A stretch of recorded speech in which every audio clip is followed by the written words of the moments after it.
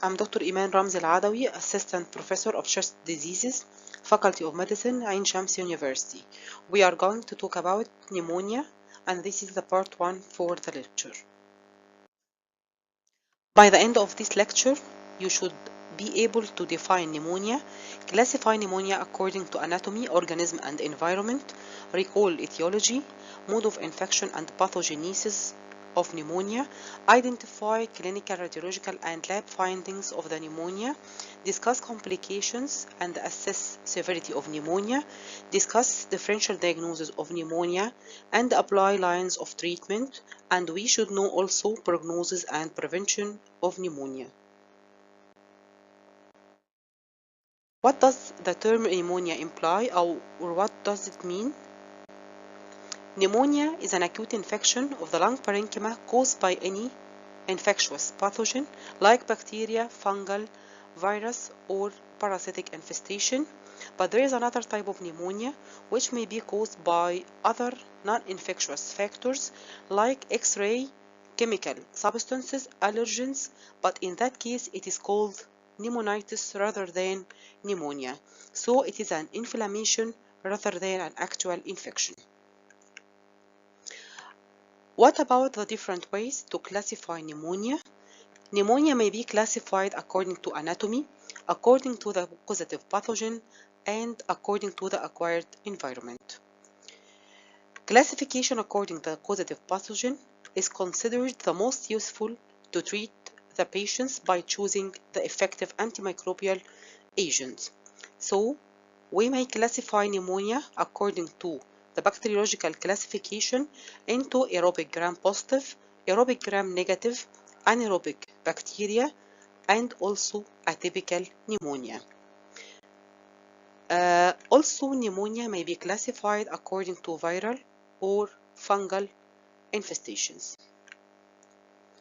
As regards classification of pneumonia according to anatomy, this type of classification is very important to define how much the lung is affected by the causative pathogen, or to classify more or less the severity of pneumonia.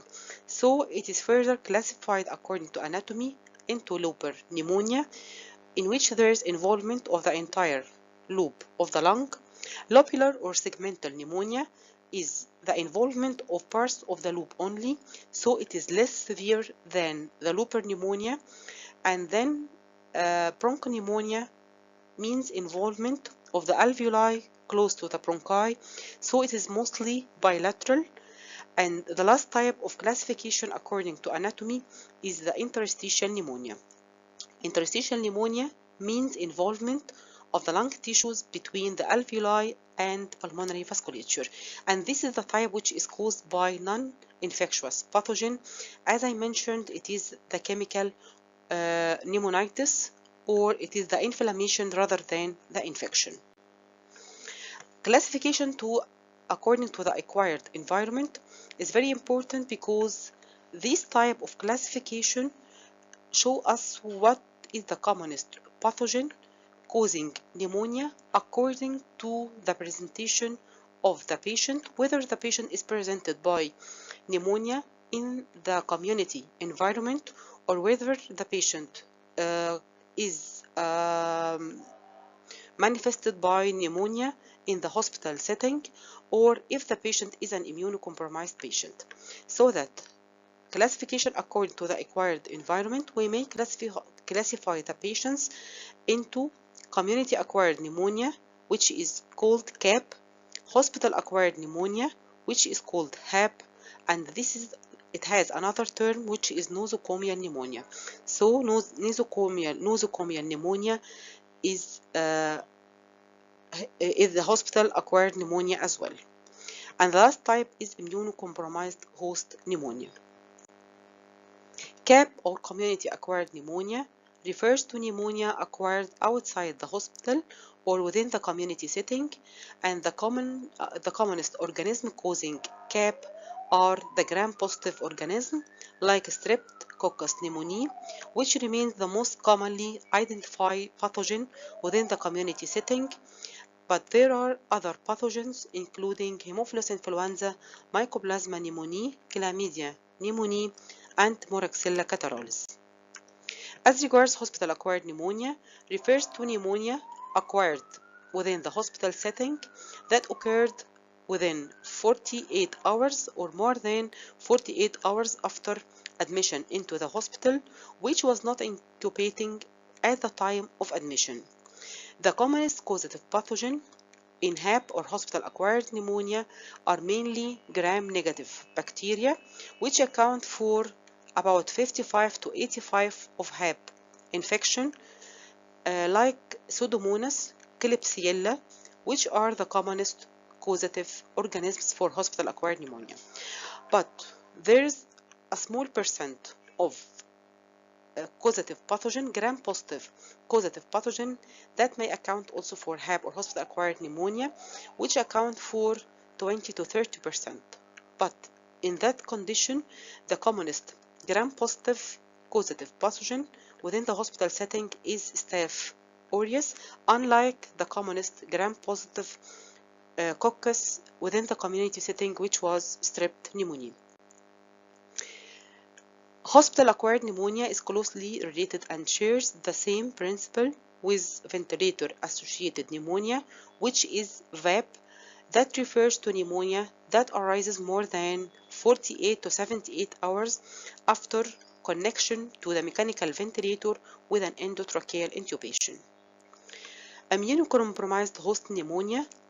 This is a type of pneumonia which is acquired in an immunocompromised host.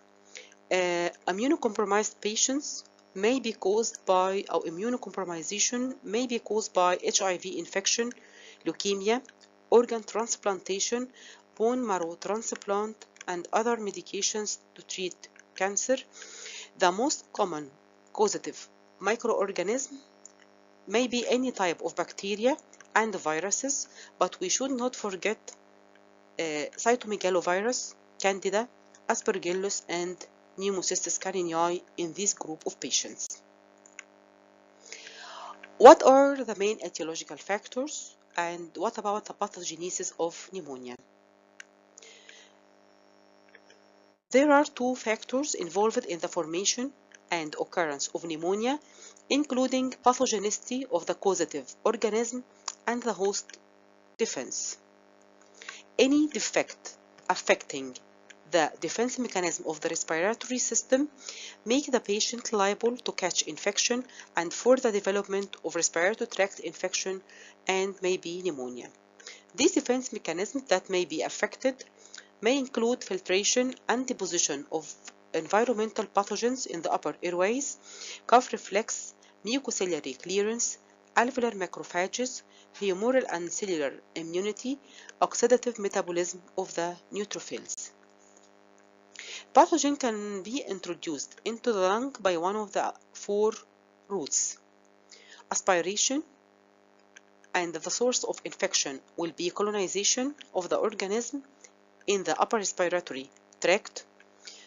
The other route for introduction of the microorganism is inhalation, and the source for such inhalation will be air, and the organism may reach the lung by bloodstream, and the source is mainly the non-pulmonary infection or extra-pulmonary infection, and it may occur also through direct extension from any contiguous infection or nearby infection.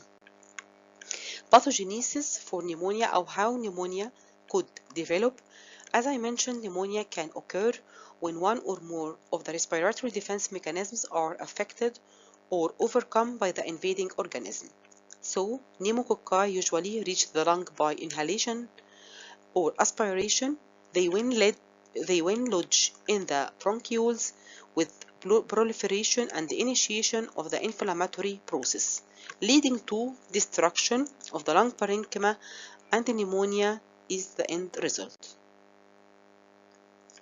The morbidity and the mortality of pneumonia are high, especially in old people.